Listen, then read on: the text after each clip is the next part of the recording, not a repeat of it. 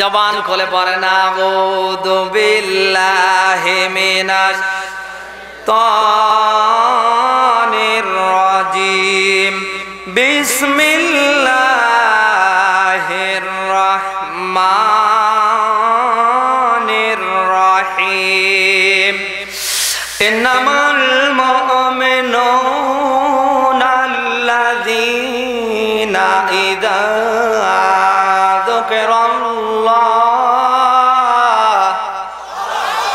وجلت قلوبهم وإذا تليت عليهم آياته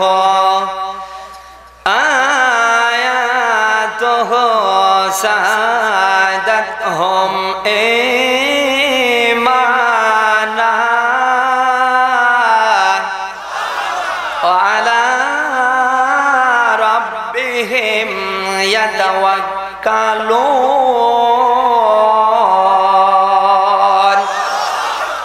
সাদাকাল্লাহুল আযীম। সূরা আনফাল কোন সূরা? এটা 9 নম্বর পারার 16 নম্বর পৃষ্ঠা 2 নম্বর আয়াত আমরা তেলাওয়াত করেছি। এর থেকে কয়েকটা আমরা শিক্ষা নিয়ে বাড়িতে যাব ইনশাআল্লাহ। মুমিন হওয়ার জন্য, মুমিন হওয়ার জন্য কি হওয়ার জন্য? সবাই বলা লাগবে। মুমিন হওয়ার জন্য আল্লাহ কিছু বান্দাকে কাজ দিয়েছে। এই কাজগুলি যদি বান্দার ভেতরে থাকে তাহলে ওই বান্দা বুঝবে যে আমি মুমিন আছি। আর যদি এই কাজগুলির বাহিরে ওর জীবন চলে, বোঝা লাগবে না ওটা মুমিন না, ওটা বেঈমান। মুনাফিক আর মুমিন, মুনাফিক সবাই বলেন। আমরা তেলাওয়াতকৃত আয়াত থেকে চমৎকার তথ্য বের করব কারা মুমিন আর কারা মুনাফিক। এই 5 কাজ যাদের জীবনে নেই তারা মুনাফিক, আর এই 5 কাজ যাদের ভেতরে আছে থাকবে তারা মুমিন। কথা শুনতেছেন? আল্লাহ যেন বুঝবার আমাদের তৌফিক দান করে। শুরুতেই আমরা আলোচনায় চলে যাই। আল্লাহ পাক বলেন ইন্নামাল মুমিনুনা আল্লাযীনা ইযা যুকিরাল্লাহ। সত্যিকার অর্থে মুমিন তারা যারা আমি আল্লাহকে স্মরণ করে। আমাদের স্মরণ হবে কার? আরো আসতে বিপদে আপদে বিভিন্ন সমস্যায় সব সময় আমাদের স্মরণ থাকবে কার? এখন আল্লাহ বাদ দিয়ে দুনিয়ায় যদি কারো খাজা বাবার থাকে, ও কি মুমিনে আছে? নেই। সব সময় স্মরণ করা লাগবে কাকে? সব জায়গায় যখন আপনি আল্লাহকে স্মরণ করবেন। এবার আল্লাহ সিম্পটম ধরিয়ে দিলেন, তুমি মুনাফিক না মুমিন? ওয়াজিলাত কুলুবুহুম, তোমার এই অন্তঃকরণটা কেঁপে উঠবে। সুবহানাল্লাহ বলতে পারেন না? ঘরের দরজা জানলা বন্ধ করে দিলেন, নিজের এলাকা বাদ দিয়ে অন্য এলাকায় গিয়ে একটা আকাম কুকাম করবেন। ওই জায়গায় কেউ দেখছে না, একজন দেখছে, তিনি কে? ওই মুহূর্তে যার স্মরণ নেওয়া লাগবে তিনি কে? যখন আপনি আল্লাহর স্মরণ নেবেন অলরেডি আপনার ভেতরে একটা কম্পন শুরু হয়ে যাবে। কথা শুনতেছেন? মুফাসসিরিনে কেরামের ব্যাখ্যা দিয়েছেন 3টা। কয়টা? যদি আপনার শরীরের কম্পন নাও আসে আপনার লোমগুলি শিউরে উঠবে। 2 নম্বরে লোম শিউরে উঠবে। 3 নম্বরে আপনাকে খারাপ লাগবে। এখন যদি কারো শরীর কেঁপে না ওঠে, লোম কূপগুলি যদি দাঁড়িয়ে না যায়, সর্বশেষ টিপস মুফাসসিরিনে কেরাম দিয়েছে, যদি ওর খারাপও না লাগে তাহলে ওই লোকটা মুমিন না, ওটা মুনাফিক। বাংলাদেশে এই কোয়ালিটির মানুষ আছে না নেই? আজ যারা আকাম কুকামের সাথে জড়িত কিচ্ছু মনে করে না। আমার ভাইরা, খালি মুমিন দাবি করলেই হবে না, এই কাজগুলি ধরিয়ে দিয়েছে কে? যখনই আপনি কোনো কিছু করতে যাবেন আপনাকে স্মরণে নেওয়া লাগবে কাকে? মানুষের বাড়িতে কামলা দিতে গিয়েছেন, মালিক নেই, চলে গিয়েছে, বিড়ি খেয়ে 3 ঘন্টা কাটালে হবে। স্কুলে, কলেজে, ইউনিভার্সিটিতে, যে কোনো জায়গায় আপনি দায়িত্বশীল, দায়িত্ব পালন করতে গিয়ে দুনিয়ার কোনো মানুষের ভয় আনা লাগবে না, আল্লাহর। আজ তাকিয়ে দেখেন কর্মজীবনে অধিকাংশ মানুষ আল্লাহর ভয় নেয় না, নিতে চায় না। যত ভয় সব কিন্তু মানুষের। যারা মানুষের বাড়িতে কামলা দেয়, মালিক থাকলে কাজ ভালো করে, মালিক না থাকলে বিড়ি খেয়ে সময় নষ্ট করে। আজ স্কুল কলেজ ইউনিভার্সিটি গুলিতে তাকান, যেদিন ইউনো স্যার তার দলবল পাঠিয়ে দেয়, উপর লেভেল থেকে ওই সমস্ত স্কুল কলেজ ইউনিভার্সিটি গুলি অডিট করার জন্য আসে, তখন ওই সমস্ত স্কুল কলেজের স্যাররা ছেলে মেয়েদেরকে ভাড়া করে খাবারের ব্যবস্থা করে। কথা বলে না কেন? আজ আমাদের ভেতরে এতটুকু যদি আল্লাহর স্মরণ থাকতো, আল্লাহর ভয় থাকতো, আমরা যদি মুমিন হতাম, অন্তত কারো হক দুনিয়ায় আমরা কোনোদিন নষ্ট করতাম না। সরকার মাসে মাসে যে বেতন আপনাকে দিচ্ছে, আপনি এই যে সোনার বাংলাদেশে সোনার ছেলেদের জীবন মেয়েদের জীবনগুলি নষ্ট করাচ্ছেন। আপনি শিক্ষক যদি দায়িত্ব নিয়ে ক্লাস করতেন, অন্তত বাংলাদেশের অনেক ছেলে মেয়ের জীবন থেকে পরকীয়া নষ্ট হয়ে যেত। এদেশে অনেক স্যাররা ম্যাডামরা সাজুগুজু করে যায়, আপনি তাকিয়ে দেখেন স্যার বিড়িটে নেই, স্যার 5 ঘন্টা কাটিয়ে চলে আসে, আর সব ছেলে মেয়েদেরকে ছেড়ে দিয়েছে তোমরা পরকীয়া করো। কথা বলে না কেন? কেউ যদি মুমিনের দাবি করে, ওই যে স্যাররা ক্লাসে ও কি বিড়ি টানতে পারবে, ও কি কাউরে নিয়ে আড্ডা মারতে পারবে না? আল্লাহর দিকে তাকিয়ে দায়িত্ব পালন করা লাগবে।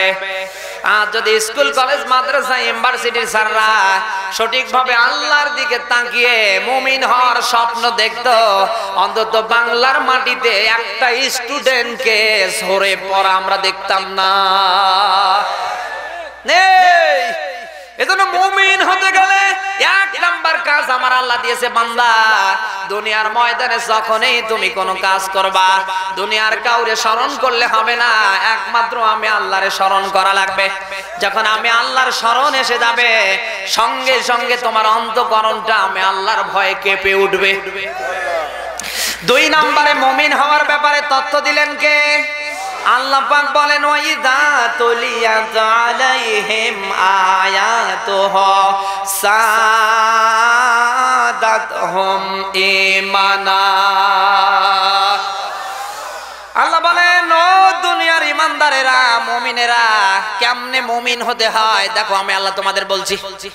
যখন তোমাদের মাঝে আমার এই কোরআনে কারিমের তেলাওয়াত হবে, আলোচনা হবে, তোমাদের ঈমানটা বেড়ে যাবে। আমার বন্ধুরা, প্রিয় ঝিনাইদহ কালীগঞ্জবাসী, আমি জানতে চাই যাদের সামনে কোরআনে কারিমের তেলাওয়াত, কোরআন থেকে সমাজনীতি, অর্থনীতি, রাজনীতি, রাষ্ট্রনীতি, কোরআনে কারিমে সব আছে, এগুলি বলার পরে যারা রাগ করে, ঈমান বাড়া তো দূরের কথা, আবু জাহেলের মতো যারা পদক্ষেপ গ্রহণ করে, এরা মুমিন। আরো জোরে। আর যে সমস্ত মানুষ মুমিনের দাবি করে, মাথায় ইয়া বড় টুপি, কি মুখে বড় দাড়ি, কি বড় জুব্বা, কি সুন্দর চেহারা, দেখলেই মনে হয় জান্নাত থেকে পালিয়ে এসেছে। কোরআনে কারিম শোনার পরে, কোরআনে কারিমের হক কথাগুলি শোনার পরে দুনিয়ায় যারা রাগ করে, আমি আল্লাহর কোরআন দিয়ে দলিল দিয়ে গেলাম, এই মানুষগুলি কি মুমিন?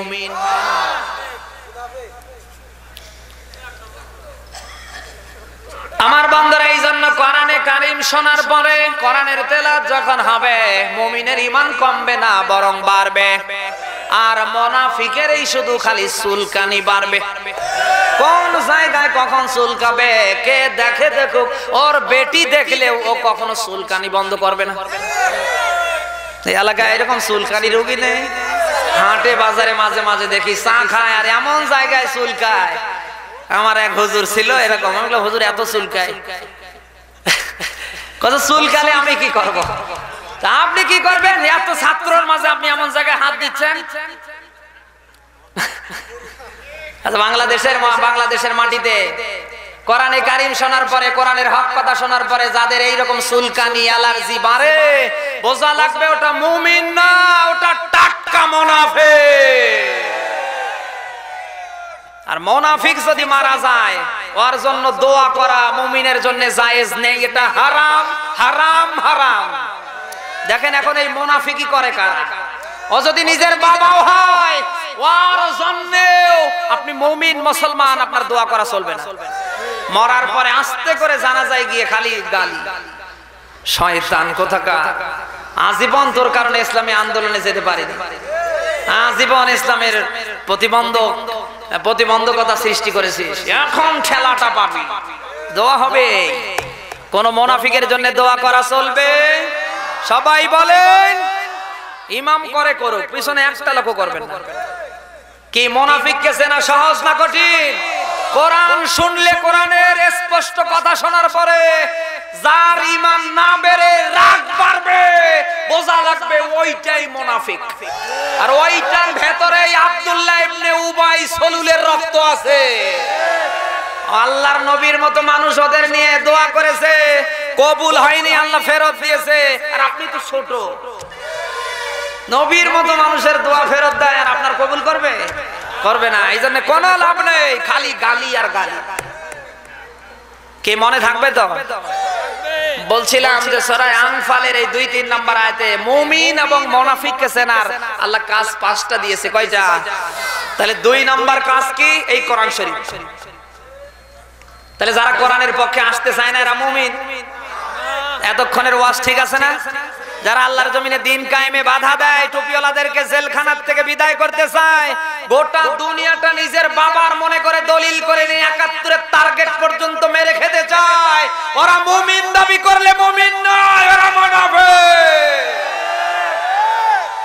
মনে করো যে হুজুর কিছু জানে না, আমরা দলিল দিছি কোরআন থেকে। তোমার মতো ওই পচা রাজনীতির আমাদের দরকার নেই। আর রাজনীতি করবো আল্লাহর। কার? আরো জোরে। আমরা ইতিপূর্বে রাজনীতির ময়দানে যারা ছিলাম, এখনো যারা আছি, তোমার সব 14 গোষ্ঠীরে নিয়ে আসো, একটা গম মারা, একটা সাল মারার অপরাধ তুমি দেখাতে পারবা না। অতএব কারণ এখনো সময় আছে। তাহলে মুমিন আর মুনাফিককে চেনার মাপকাঠি দিলেন কোরআন শরীফে কে? এই কোরআনে কারীম যার ভালো লাগবে, বোঝা লাগবে ওর ঈমান আছে। আর যার ভালো লাগবে না, আবু জাহেলের মতো শয়তানি পারবে, বোঝা লাগবে ওটা মুনাফিক। এই জন্য আবু জাহেল বললাম না, কারণ আবু জাহেল নামাজ পড়েনি, রোজা করেনি, কথা কয় না। আর এরা তো নামাজ পড়ে, রোজা রাখে, দাড়ি টুপি, বারে বারে হজ করতে যায়। আর ভোটের সিজন আসলে তো 5 ওয়াক্ত নামাজ যে কতবারে পড়ে এর হিসাব নেই। মুনাফিকরা এগুলি করে। কোরআন শরীফের সূরা নিসার 5 নম্বর পারা 20 নম্বর পৃষ্ঠা 143 নম্বর আয়াত আল্লাহ দিয়েছে। এই আয়াত নিয়ে যখন গবেষণা করলাম, আল্লাহ একই ওয়ালা ইয়াযকুরুনাল্লাহা ইল্লা কলিলা ইউরাউনান নাসা ওয়ালা ইয়াযকুরুনাল্লাহা ইল্লা কলিলা। আল্লাহ বলেন মুনাফিক যারা দুনিয়ায়, তারা আমি আল্লাহকে খুব কম স্মরণ করে। ওদের সব কিছু মানুষের জন্য। 5 বছর ক্ষমতায় থাকবে, এই জন্য কত কিছু না এই এলাকায় তো নেই। আপনি কি না বোঝার ভান করে বসে আছেন? মুসলমানের সন্তান কোনদিন মানুষকে ধোঁকা দিয়ে বোকা বানিয়ে কারো অধিকার নষ্ট করে রাতারাতি ক্ষমতার চেয়ারে যেতে পারে না। যারা এই ক্ষমতার চেয়ারের লোভ করে, যারা মানুষের অধিকার নষ্ট করে রাতারাতি ক্ষমতায় যেতে চায়, ওরা আর কেউ নয়, ওরা হলো মুনাফিক। মুনাফিকি ছেড়ে দেন আমার বান্দারা। 3 নম্বরে রব্বুল আলামিন বলেন মুনাফিক আর মুমিনকে চেনার জন্য আমি আল্লাহ সূত্র দিলাম, ওয়া আলা রাব্বিহিম ইয়াতাওয়াক্কালুন। দুনিয়ায় মুমিন যারা দাবি করবে, ওরা ভরসা করবে কার উপরে? সবাই বলেন দুনিয়ার প্রত্যেকটা জায়গায় ওদের ভরসা হবে কার? জেলখানায় গিয়ে জালিমের অত্যাচারে অতিষ্ঠ হয়ে ভরসা করবে কার? ফাঁসির মুখে দাঁড়িয়ে জীবন ভিক্ষা চাবে না, একমাত্র জীবন ভিক্ষা চাবে আসমান জমিনের মালিক আল্লাহর কাছে। তারাই দুনিয়ায় মানুষের কাছে জীবন ভিক্ষা যাবে, তারাই দুনিয়ার মানুষের কাছে সাহায্য চাবে। যারা মুমিন না, তারা মুনাফিক। কথা বলেন। কারণ মুমিন জানে দুনিয়ায় যখনই আমরা বিপদে পড়ব, আমাদের সাহায্য করবে একমাত্র কে? কিন্তু মুনাফিক আল্লাহর সাহায্য বুঝতে চায়, বোঝার পরেও আল্লাহর সাহায্য চায় না। মুনাফিক ওই সমস্ত মানুষের কাছে গিয়ে মাথা নত করে, ওই সমস্ত মাজারে, ওই সমস্ত শিরিক আর বেদাতের কারখানায় গিয়ে সিজদা করে। এই এলাকায় আছে না নেই? তাহলে মুমিন আর মুনাফিককে চেনার 3 নাম্বার মাপকাঠি দিলেন কে? মুমিন সব সময় ভরসা করবে কার উপরে? 4 নম্বরে আল্লাহ দিলেন আল্লাযীনা ইউকিমুনাস সালাহ। মুমিন দুনিয়ার ময়দানে নামাজ কায়েমের আন্দোলন করবে। সুবহানাল্লাহ বলেন। মুমিন একা একা নামাজ পড়বে, এটা নামাজ কায়েম করা মুমিন বসবে না।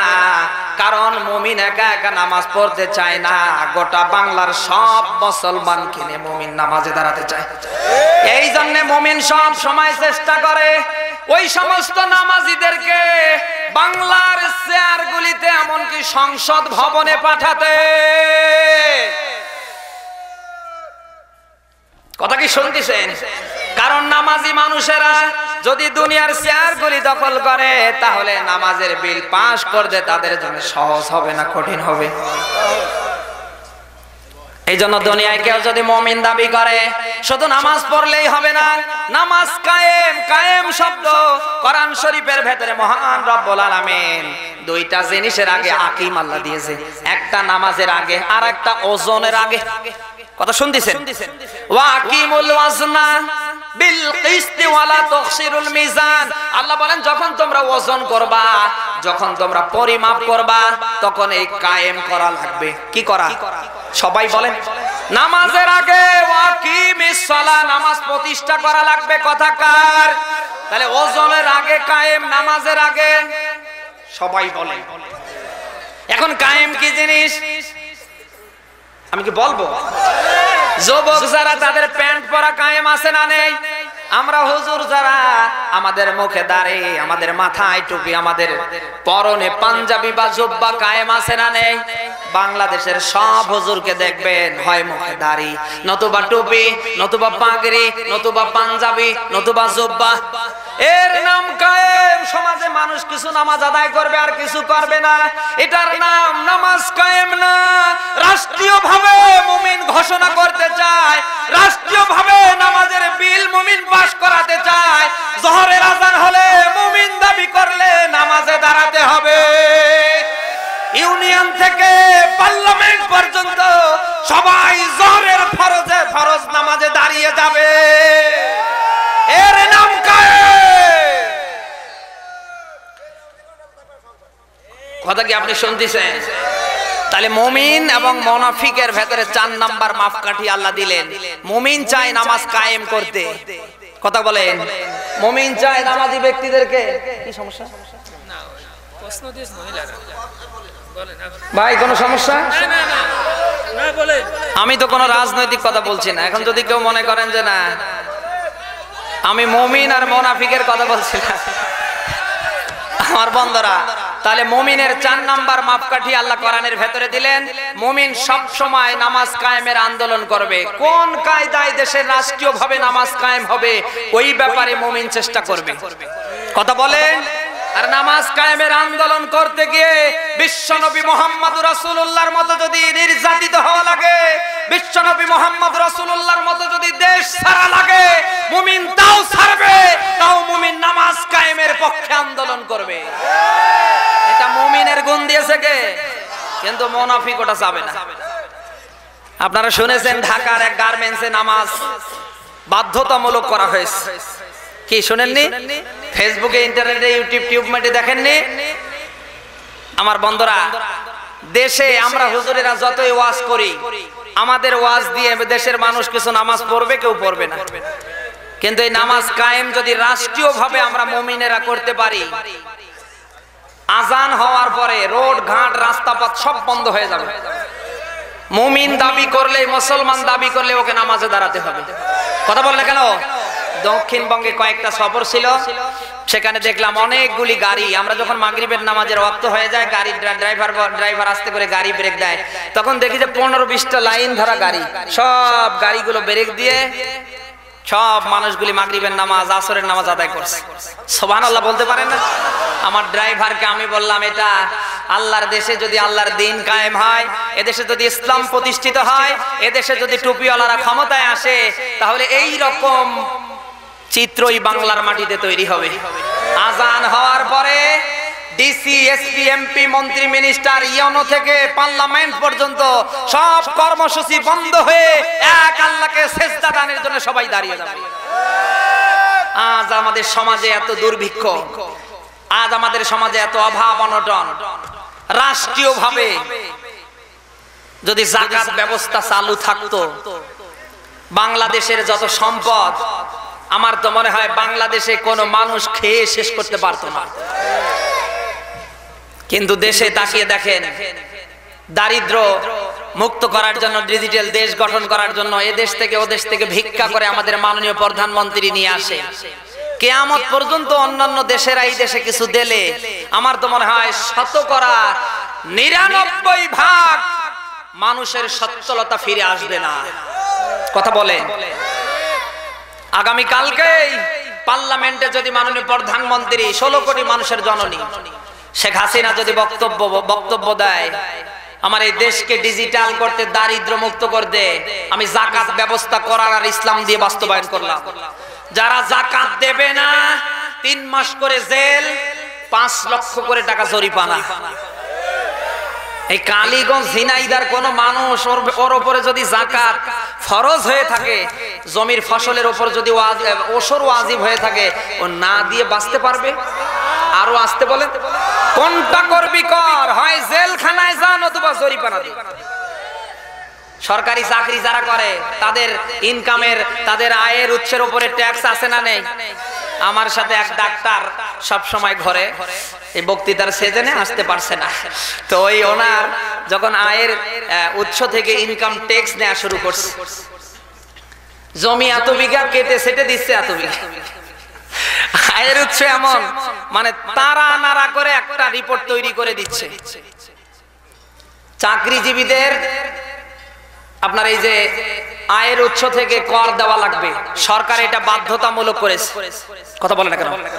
প্রত্যেক চাকরিজীবীকেই দেওয়া লাগবে। সবাই দেওয়ার জন্য পারাপারি করে নিজের থানা থেকে, উপজেলা থেকে, গ্রাম থেকে পারাপারি করে চলে যায় কোথায়? জেলায়। কথা বলে না কেন? বাংলাদেশের পার্লামেন্টে যদি যাকাত ব্যবস্থা চালু থাকতো, ওই রকম সরকারি চাকরিজীবীদের মতো যাকাত দেওয়ার এবিলিটি যারা আছে, তারা নিজের থানায় দিতে না পারলেও, ভিড় দেখলেও তারা জেলায় না হলে বিভাগে গিয়ে দিত, কারণ ডেট ওভার হলেই জরিমানা। কথা বলে আমার বন্ধুরা, মুমিনরা সব সময় চায় যে বাংলার মাটিতে নামাজ কায়েমের পরে যাকাত ব্যবস্থা চালু হোক। ওই সময় যাকাত ব্যবস্থা চালু থাকার কারণে বিশ্বনবী মুহাম্মদ রাসূলুল্লাহ থেকে নিয়ে শুরু করে তার যে সাহাবীগুলি ক্ষমতায় ছিলেন, তাদের মাঝে দাঁড়াতেন, অথচ যাকাতের টাকা নেবে কে এমন কোন মানুষ খুঁজে পাওয়া যেত না। আজও বাংলার মাটিতে ওর বিকল্প কোনো কিছু আছে? সবাই বলেন। এই সূরা হজ্জের যে নাম্বার আয়াত, আল্লাহর স্পষ্ট কথা, আমি যদি আমার বান্দাদেরকে রাষ্ট্র ক্ষমতা দান করি, তারা 4টা কাজ করবে। কয়টা? আরো জোরে। 1 নাম্বার কাজটাই তারা করবে নামাজ প্রতিষ্ঠা, 2 নম্বরে যাকাত ব্যবস্থা, 3 নম্বরে সৎ কাজে আদেশ, 4র্থ নম্বরে অসৎ কাজে বাধা। বাংলাদেশে যদি ইসলাম কায়েম হয়ে যায়, আল্লাহর বিধান জমিনে যদি বাস্তবায়ন হয়ে যায়, কোন মদের দোকান, কোন বাবার দোকান, লাল পানি, কোন অবৈধ ব্যবসা বাংলার মাটিতে কেউ করতে পারবে না। আজ মদের লাইসেন্স একটার পর একটা দেয়া হচ্ছে, আর পুলিশ প্রশাসনকে কষ্ট করে রাতের বেলায় রোড ঘাটে নামিয়ে দিচ্ছে, বাবার বিরুদ্ধে মিছিল করো। তুমি ওখানে লাইসেন্স দিচ্ছ, লাইসেন্স বন্ধ করো, তোমার থানার পুলিশ ওখানে পড়ে থাকবে, একটা বাবা খোর এই দেশে খুঁজে পাবে না। করা লাগবে কি, করছে কি? এই কথা শুনতেছে? আল্লাহ বলেন, আমি যাদেরকে রাষ্ট্র ক্ষমতা দেব তারা 4টা কাজ করবে। 1 নম্বরে নামাজ প্রতিষ্ঠা করবে, যাকাত ব্যবস্থা চালু করবে, 3 নম্বরে তারা সৎ কাজে আদেশ দেবে, 4র্থ নম্বরে তারা সবাই মিলে অসৎ কাজে বাধা প্রদান করবে। রাষ্ট্রীয়ভাবে মমতাজের গানের উপরে যদি 44 ধারা জারি করা হয়, এই যে বেশ্যা রিক্তা দেওয়ান আল্লাহকে গালি দিয়েছে, বাউল শিল্পীদের যাত্রা, হাউজি, লটারি সব বাংলার মাটিতে যদি বন্ধ করে দেয়া হয়, এগুলি কোনোদিন দেখবে কেউ? কোন যুব সমাজ ধ্বংস হবে? আল্লাহ বলেন, আমি যাদেরকে রাষ্ট্র ক্ষমতা দেব, এরা রাষ্ট্র ক্ষমতা যদি পেয়ে যায়, ওই মুমিনরা 4টা কাজ করবে। তার ভেতরে 4 নাম্বার কাজ, তামাম অশ্লীলতা, বেহায়াপনা, খারাপি রোধ করবে। আমি জানতে চাই, এই বাংলাদেশে এই রকম ইসলামী সরকারের দরকার আছে না নেই? পার্লামেন্টের মেম্বার গুলি আমার মতো টুপিওয়ালা, আমার মতো দাড়িওয়ালা, আমার মতো চরিত্র আদর্শ দেখে দেখে ওখানে ময়দানে পাঠানোর দরকার আছে না নেই? আমরা যারা চাই না আমল করেও কিয়ামতে মুমিন হয়ে আল্লাহর দরবারে যেতে পারবো না। আল্লাহ যেন আমাদের আমল করবার তৌফিক দান করে। আমার বান্দারা, 5 নম্বরে রব্বুল আলামিন দিয়েছেন মুমিন আর মুনাফিক কারা। মুমিন যারা দুনিয়ার এই ময়দানে অমিম্মা রাযাকনাহুম ইনফিকুন, আর যত ধন আছে সম্পদ আছে ইসলামের জন্য আল্লাহর কোরআনের জন্য ব্যয় করবে, মানবতার কল্যাণের জন্য ব্যয় করবে। যারা ধন সম্পদ পাওয়ার পরে মানবতার কল্যাণের জন্য ইসলামের জন্য আল্লাহর কোরআনের জন্য ব্যয় করতে চাবে না, যারা খরচ করে না, ওরা মুমিন দাবি করলেও আল্লাহর কাছে মুমিন না, ওরা মুনাফিক। এই দেশে এইরকম মানুষ আছে না নেই? আল্লাহর দিন জমিনে কায়েম হবে। আল্লাহর জমিনে যারা আন্দোলন করে জেলখানায় গিয়েছে, আমার বন্ধুরা, আল্লাহর দিন বাস্তবায়নের কমিটিতে আল্লাহর দিন কায়েমের পক্ষে যারা আছে, এই মানুষগুলি যখন কোন মানুষের কাছে হাত বের করে দেয়, ভাই আল্লাহর দিনের জন্য কিছু দেন, ইসলামের জন্য কিছু দেন, এই দেশের অনেক মানুষ ধন সম্পদ নিয়ে দেবে না, কিন্তু উল্টো দিকে বিরোধিতা করে। ওই যে ব্যবসা, ওই যে ব্যবসা, এই কোয়ালিটির লোক নেই।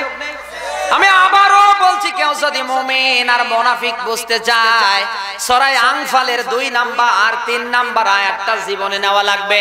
এই 2 থেকে 3, এই 5টা গুণ যদি কেউ নিজের জীবনে নিতে পারে, মহান আল্লাহর কাছে ও হবে মুমিন। আর যদি কেউ নিতে না পারে, ওটা মুমিন না, ওটা মুনাফিক। এখন আল্লাহর জমিন আল্লাহর দ্বীনের জন্য আপনার সম্পদ থাকলে, আপনার মাল থাকলে, এগুলি বলেন তো খরচ করার দরকার আছে কিনা? কোরআন শরীফে আল্লাহ দিয়েছেন, ইন্নাল্লাহা আশতারা মিনাল মুমিনিনা আনফুসাহুম ওয়া আমওয়ালাহুম বিআন্না লাহুমুল জান্নাহ। বলেন আল্লাহু আকবার। এটা সূরা তাওবার 111 নম্বর আয়াতে আল্লাহ দিয়েছে। রব্বুল আলামিন বলেন, আমি জান্নাত তোমাদের মাঝে বিক্রি করে দিয়েছি, সেল করে দিয়েছি। কথা কার? সবাইকে বলা লাগবে। আল্লাহ বলেন, ও দুনিয়ার মুমিনেরা, আমি তোমাদের মাঝে জান্নাত সেল করে দিয়েছি, বিক্রি করে দিয়েছি 2টা জিনিসের বিনিময়। একটা হলো তোমাদের মা, একটা হলো তোমাদের জান, তোমাদের জীবন, আর একটা হলো মাল। সুবহানাল্লাহ বলতে পারেন না? এখন আল্লাহর জান্নাত আল্লাহ সেল করে দিয়েছে, আল্লাহ বিক্রি করে দিয়েছে 2টা জিনিসের মাধ্যমে, 2টা জিনিসের বিনিময়। একটা আপনার জীবন, একটা আপনার জান, আর একটা হলো মাল। আমি জানতে চাই, ওই আল্লাহর জান্নাত আপনাকে পেতে গেলে আপনার জান দিয়ে, মাল দিয়ে আল্লাহর দ্বীন কায়েমের সাথে আপনাকে থাকা লাগবে কি লাগবে না? সবাই বলেন। আল্লাহর দ্বীন জমিনে আল্লাহর কোরআনের জন্য, আমার আল্লাহর বিধান বাস্তবায়ন করার জন্য আপনার জান আর মাল দিয়ে আপনি থাকতে গিয়ে যদি আপনার বিপদ এসে যায়, জেলখানায় যাওয়া লাগে, এমন কি জীবনও দেওয়া লাগে, কোনো পিছপা হওয়া যাবে না। জীবন দেয়া না, ওটা আল্লাহর জান্নাতে যাওয়ার ওসিলা। আল্লাহ যেন আমাদের সকলকে ইসলামের জন্য, কোরআনের জন্য, আল্লাহর জমিনে তার বিধান বাস্তবায়নের জন্য আমাদের জান আর মাল ব্যয় করবার আল্লাহ তৌফিক দান করে। যাদের জান আর মাল থাকার পরে আল্লাহর ইসলামের জন্য, কোরআনের জন্য, আল্লাহর দ্বীনের জন্য ব্যয় না হবে, আমি আবারও বলছি, ওটা মুমিন দাবি করলে, মুসলমান দাবি করলে, ওটা আল্লাহর কাছে মুমিনও না, মুসলমানও না, ওটা হলো মুনাফিক। আর এই দেশে যদি মুনাফিক মারা যায়, তামাম দুনিয়ার মানুষের জানাজায় দাঁড়িয়ে দোয়া করলে আল্লাহ কবুল করে না, করবে না। কথা কি শুনতেছেন? আল্লাহ যেন ওই সমস্ত মুনাফিকের কপটচারিতা থেকে আল্লাহ আমাদের ইসলাম বুঝবার, আল্লাহর দ্বীন বুঝবার, ইসলামের পক্ষে, কোরআনের পক্ষে আল্লাহ যেন মুমিন হিসাবে আমাদের কবুল করে। পুরস্কার দিলেন পরের আয়াতে, আমি কি বলবো না, শেষ করে দেব। পরের আয়াতে আল্লাহ দিলেন যে উলাইকা হুমুল মুমিনুনা হাক্কা, যারা এই 5টা কর্মসূচি মেনে নেবে, আল্লাহ বলেন এরাই সঠিক মুমিন। সুবহানাল্লাহ বলতে পারবেন? এরাই সঠিক মুমিন। লাহুম দারাজাতুন ইনদা রাব্বিহিম ওয়া মাগফিরা ওয়া রিজকুন কারীম। আল্লাহ বলেন এদের জন্য আছে ক্ষমা। কার জন্য ক্ষমা? ওই মুনাফিকের জন্য, ওই সিটারের জন্য, যারা ইসলামের বিরুদ্ধে, কোরআনের বিরুদ্ধে, টুপিওয়ালাদের বিরুদ্ধে যারা আঙ্গুল বাঁকা করে, ওদের না। আল্লাহ বলেন উল শব্দ বোঝা লাগবে ভাই, উলাইকা হুমুল মুমিনুনা হাক্কা। আল্লাহ বলেন ওদের জন্য, ওরাই সত্যিকার অর্থে মুমিন। লাহুম দারাজাতুন ইনদা রাব্বিহিম ওয়া মাগফিরা, এদের জন্য আছে আমি আল্লাহর কাছে ক্ষমা, ওয়া রিজকুন কারীম, আর সম্মানজনক জীবিকা। দুনিয়ার আখিরাতের এই ঘোষণা কার? জান্নাত কোন কাফেরকে আল্লাহ দেবে না। দেবে? কোন মুনাফিককে দেবে না, মুমিনদেরকেই আল্লাহ জান্নাত দান করবে। এখন ওই মুমিন হতে গেলে আমাদের কোরআনের থিওরি আমাদের জীবনে নেওয়া লাগবে কি লাগবে না? এখন যদি কেউ মনে করে না আমি কোরআনও বাদ দিব, ইসলামও বাদ দিব, আমার বাপ দাদা 14 গোষ্ঠী যেভাবে করে গিয়েছে আমি অভাবেই করব, বিশেষ করে এই অন্ধ ভক্ত, এই বাবার মুরিদ যারা, তারা এই এলাকায় আছে নাকি? বাবা হাই রে বাবা, বাবা জিকির দিয়েছে ইল্লাল্লাহ ইল্লাল্লাহ ইল্লাল্লাহ। 10-11 তারিখ, আমি 12 তারিখ পর্যন্ত ছিলাম ইয়াতে, আপনার ওই যে কি বরিশালের মেহেন্দিগঞ্জে। আপনি কি শুনতেছেন? আমি প্রথম দিন যখন তাফসীর করি, এখানে কয়টা মানুষ, রোড ঘাট সব বন্ধ হয়ে গেছে। হঠাৎ করে এক লোকে আমার স্লিপ দিল, ইল্লাল্লাহ জিকির খুব চলে, এ নিয়ে মসজিদ পর্যন্ত আলাদা আলাদা। এখানে একটা মসজিদ, ওখানে মুয়াজ্জিন আকামত দিলে এই মসজিদের মুয়াজ্জিন শুনতে পায়। কথা শুনতেছেন? ইমাম কেরাত করলে এখানকার ইমাম কেরাত শুনতে পায়।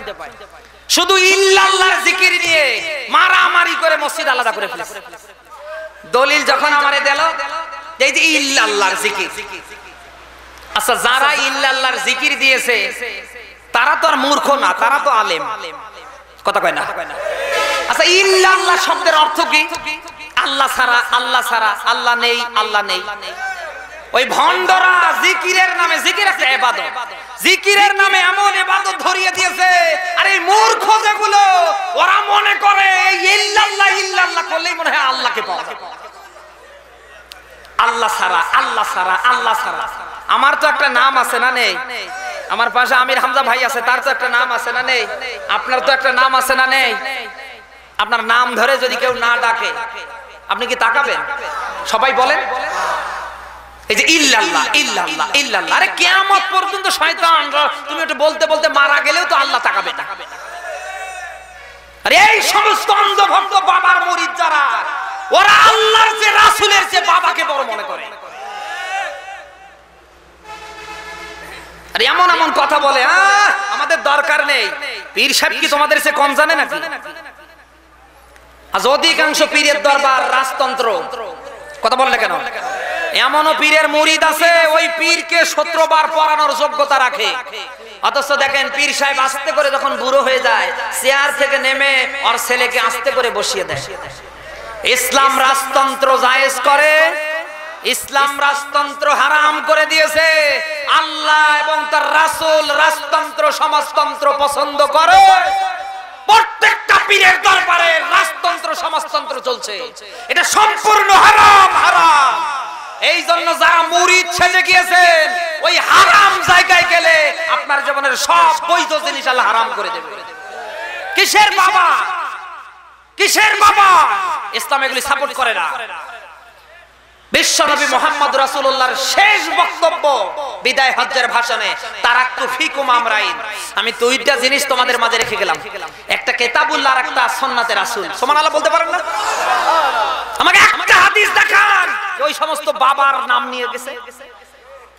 সূরা আরাফ 3 নাম্বার আয়াত গবেষণা করে দেখবেন, যারা আলেম তারা বুঝবেন, যারা আলেম না অন্যের কাছে বুঝিয়ে নেবেন। কি বলছি আমি? বাবা নিয়ে দেশের পাগল, কোরআন নেই হাদিস নেই। আজ এই সমস্ত বাবার ভণ্ড মুরিদ যারা, তারাই এই দেশে বেশি ইসলামের বিরুদ্ধে, কোরআনের বিরুদ্ধে মুনাফিকি করছে। সঠিক কথা কিচ্ছু মানতে চায় না। সূরা আরাফ কোন সূরা? সবাইকে বলা লাগবে। আয়াত নাম্বার 3, কোন কত নাম্বার আয়াত? দেখেন তো এখানে কি আছে। আলেম যারা তারা বুঝবেন, ইত্তাবিউ মা উনসিলা ইলাইকুম মির রাব্বিকুম ওয়ালা তাত্তাবিউ মিন দুনিহি আউলিয়া কলিলাম মা তাযাক্কারুন। আওয়াজ করে বলা লাগবে আল্লাহু আকবার। আমরা দেখান তো এখানে কোন বাবাকে ফলো করার কথা দিয়েছে। এখানে আল্লাহর নবী বলেন ইত্তাবিউ মা উনসিলা ইলাইকুম মির রাব্বিকুম। এই স্বয়ং কথা নবীর না আল্লাহর? সবাই বলেন আল্লাহ বলেন আমার নবীর উপরে যেটা নাজিল হয়েছে আসমান থেকে তার নাম কি? আওয়াজ করে বলেন। তাহলে আল্লাহ বলছেন ইত্তাবিউ, অনুসরণ করো, ফলো করো আমার নবীর উপরে যেটা নাজিল হয়েছে, নিঃসন্দেহে কোরআনে কারীম। কথা কি শুনতেছেন? তাহলে নিঃসন্দেহে কোরআনে কারীমের অনুসরণ করা লাগবে, ওটা আমাদের জীবনে নিয়ে বাস্তবায়ন করা লাগবে। এই কথা বলেন কার? এরপরে মজার ব্যাপার, আল্লাহ দিলেন ওয়ালা তাত্তাবিউ মিন দুনিহি আউলিয়া। আল্লাহ বলেন অনুসরণ করো না, করবে না দুনিয়ার কোন ওলি আউলিয়া। কথা কার? আরো জোরে। এখানে আল্লাহ ওলি দিতে পারতেন, ওলি এক বছর, আউলিয়া কথা কয় না। আলেম যারা তারা বুঝবেন, ওলি এক বছর, ওলি আউলিয়া। তা আল্লাহ এক বছর না দিয়ে আউলিয়া দিলেন কেন? কারণ আল্লাহর কাছে প্রেজেন্ট, পাস্ট, ফিউচার সব সমান। সুবহানাল্লাহ বলেন না? আরো 50-100 বছর, 1 লক্ষ বছর পরে কি হবে এই জ্ঞান কি আল্লাহর কাছে নেই? সবাই বলেন। আল্লাহ বলেন ওমা উতিতুম মিনাল ইলমি ইল্লা কলিল। কলিলা, কলিল দিয়ে শেষ করেনি আল্লাহ, কলিলা দিয়েছেন। আল্লাহ বলেন মানুষকে সামান্যতম জ্ঞান দিয়েছেন। আল্লাহ এখানে ওলি না দিয়ে এখানে আউলিয়া আল্লাহ কেন দিলেন? কারণ আল্লাহ জানে দুনিয়ায় একটা পীর, একটা আউলিয়া, একটা ভণ্ড বের হবে না, যুগে যুগে হাজার হাজার ভণ্ড বের হবে। আর এক একজন বিশাল বড় বাবার দাবি করবে, অলির দাবি করবে, বন্ধুর দাবি করবে। কারো পেট নিয়ে কেউ করবে, কেউ দাড়ি মোজ বাঁধ দিয়ে করবে। যে দেওয়ানবাগিতে যে পীর, ও দাবি করছে পেট নিয়ে।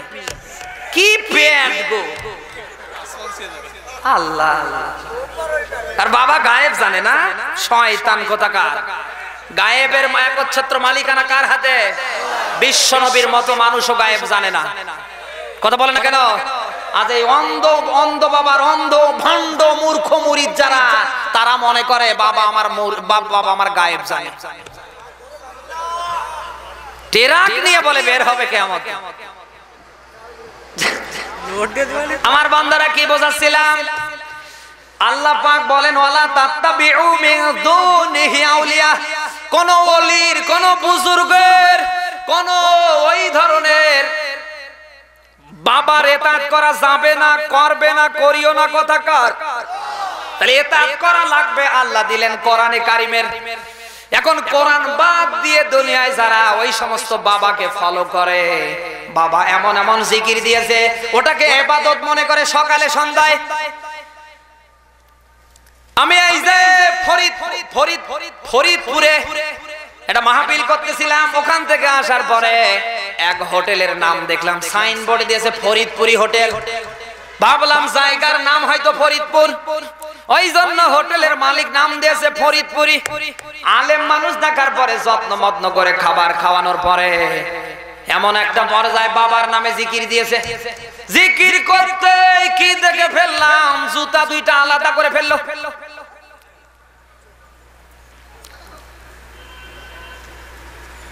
আমি বললাম ভাই নাচানাচি কুদাকুদি বন্ধ করেন, এই যে বাবার নামে জিকির করছেন ভালো করেন, কিন্তু জুতার কি হলো? বলছে হুজুর আলেম মানুষ, বাবার নাম নিলে কি পায়ে জুতো রাখা যায়? আমি বাস্তবতার প্র্যাকটিক্যাল কথা বলি। যদি আপনি মিলাতে চান, এই সমস্ত ভণ্ডের দরবারে যাবেন।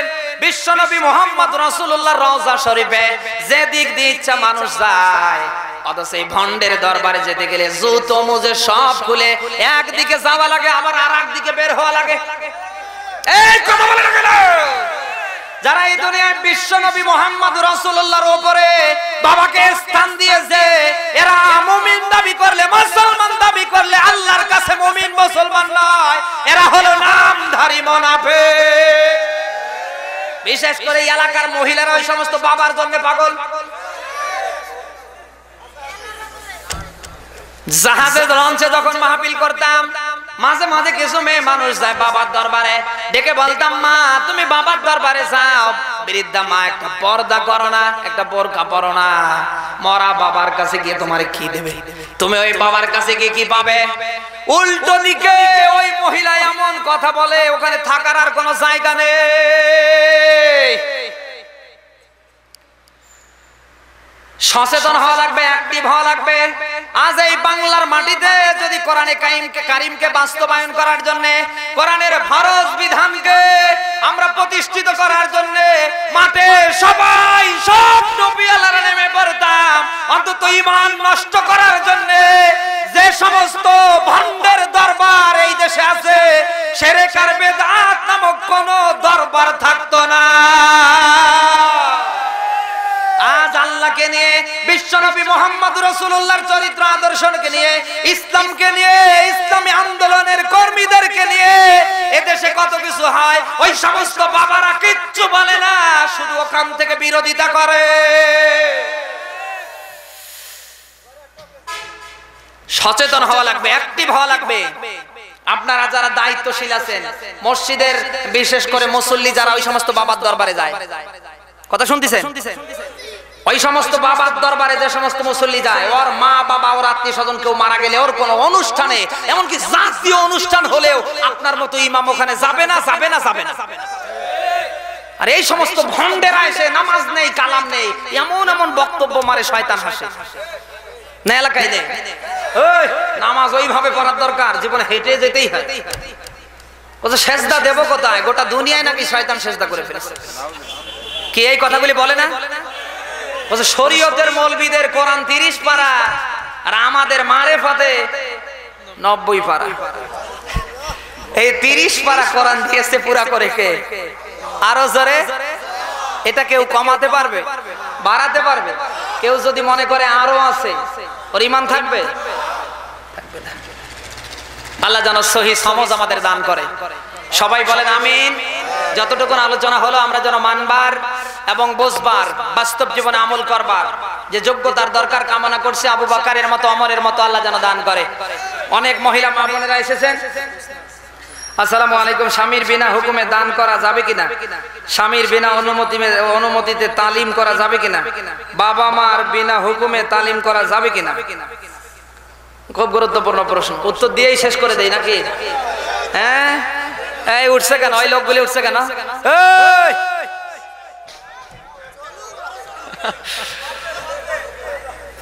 এই ভাই বসেন না কেন? এটা তো আপনারও দরকার আছে।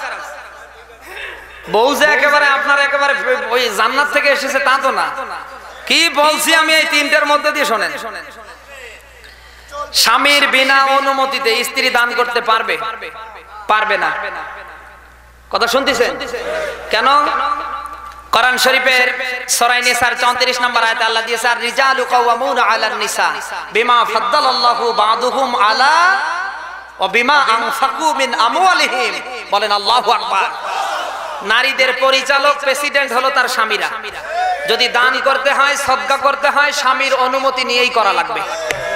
কারণ আল্লাহর পরে, মা বাবার পরে মেয়েদের সবচেয়ে বড় মাপের জিনিস যেটা, সেটা স্বামী। কথা শুনছেন? আল্লাহর পরে, মা বাবার পরে, আল্লাহর পরে, মা বাবার পরে সবচেয়ে মেয়েদের শ্রদ্ধার পাত্র হলো তার স্বামী। বিশাল বড় একটা নেয়ামত। যেহেতু বিশ্ব নবী দিয়েছেন যে আল্লাহ যদি আমাকে তাকে সেজদা করার পরে অন্য কোথাও অন্য কাউকে সেজদা করার অনুমতি দিত, তাহলে দুনিয়ার সব মেয়েদেরকে বলতাম তোমরা তোমাদের স্বামীদের পায়ে সেজদা করো। অতএব কারণ যে সমস্ত মহিলা মা বোনরা স্বামীর অনুমতি বাদ দিয়ে যে সমস্ত কাজ করছেন আপনি করবেন না, স্বামীর অনুমতি নিয়ে করবেন। স্বামী যদি অনুমতি দেয় তাহলে করবেন, আর স্বামীর অনুমতি বাদ দিয়ে এগুলি করা জায়েজ নেই। নামাজ, রোজা, হজ, যাকাতের মতো আবশ্যকীয় একটা ফরজ, মিসকাত শরীফের হাদিস, আল্লাহর নবী দিয়েছে স্বামীকে মূল্যায়ন করা। যে সমস্ত মহিলারা স্বামীর অনুমতি বাদ দিয়ে স্বামীকে মূল্যায়ন না করে, বিশাল কিছু রাবেয়া বসরির ভূমিকা পালন করে, মনে হচ্ছে আমি জান্নাত থেকে পালিয়ে এসেছি। না, আপনার এই রাবেয়া বসরি কোনো কাজে আসবে না। আপনি রাবেয়া বসরি যদি হতে চান, স্বামীর অনুমতি নিয়েই হওয়া লাগবে। এই কথা শুনে না, 1 নাম্বার যাবে না। 2 নম্বরে স্বামীর বিনা অনুমতিতে তালিম করা যাবে না, ওটা তো আরো যাবে না। স্বামী যদি আপনাকে পরিবেশ তৈরি করে দেয়, আমার এই ঘর আছে, এই রুম আছে, এই বাড়ি আছে, ঠিক আছে তুমি তালিম করবে আমার বাড়িতে করো। তুমি পাড়ায় পাড়ায় চেহারা দেখে টহল মারবার তালিম করবা। আমার তো মনে হয় বাংলাদেশে কোন পুরুষ ওইভাবে দেবে তার বউকে তালিম করার জন্য মার্কেটে? এই সমস্ত মেয়েরা স্বামীর অবাধ্য। তালিম করতে চাইলে স্বামীর অনুমতি নিয়ে নিজের বাড়িতে করা লাগবে। এই কথা শুনতেছেন? স্বামীর কোনো অনুমতি নেই। স্বামী রিক্সা চালিয়ে, ভ্যান চালিয়ে, অটো চালিয়ে মানুষের বাড়িতে কামলা দিয়ে বিভিন্ন কর্মসংস্থান থেকে আসার পরে এক গ্লাস পানি খাবে, বউ নেই, মোবাইল দাও, মোবাইল দেয়, ধরে না ধরে না। এই শেফালি তোর মা কোথায়? বসে তালিমে গিয়েছে। তোমার ওই তালিমের সে স্বামীর ডাকে সাড়া দিয়ে তার হাতে এক গ্লাস পানি দেয়া কোটিবার মানুষের মাঝে দিন প্রচার করার চেয়ে মহান আল্লাহর কাছে অনেক গুণ দাম। দিন প্রচার করো, তালিম করো, কোরআনের দাওয়াত দাও, তাবলীগ করো, স্বামীকে নিয়েই করা লাগবে। যেহেতু জাহান্নামে যাওয়ার পেছনে নারীদের স্পেশাল দুইটা কারণ, পুরাটাই স্বামীকে দিয়ে। কেউ যদি স্বামীর বিরুদ্ধে বদদোয়া করে, স্বামীর যদি অবদ্ধ হয়, ওকে আল্লাহ জান্নাতে দেবে না জাহান্নামে দেবে। সবাই আওয়াজ করে বলেন। এজন্য যে সমস্ত মহিলারা স্বামীর অনুমতি বাদ দিয়ে গ্রামে গ্রামে আপনি তালিম করে বেড়ান না, এটা করবেন না। তালিম যদি করতে হয়, ওই রকম মানুষ যদি থাকে, দাওয়াতের পরিবেশ তৈরি করেন, আপনার বাড়িতে পর্দার ব্যবস্থা করেন, আপনি ওই জায়গায় তালিম করেন, স্বামীও রাজি থাকবে, মহান আল্লাহর আরশ আপনার উপরে ধন্য করে দেবে।